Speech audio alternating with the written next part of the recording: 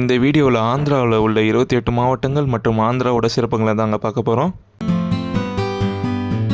Alluri Sitarama Raju, Anakapalli, Parvathipuram Manyam, Polavaram, Srikakulam, Visakhapatnam, Vizianagaram, Bapatla, doctor B R Ambedkar Konaseema, east Godavari, Eluru, Guntur, Kakinada, Krishna, Markapuram, NTR, Palnadu, Prakasam, Nellore, west Godavari, Anantapur, Annamayya, Chittoor, Nandyal, Sri Sathya Sai, Tirupati, YSR Kadapa, கூர்நூல்.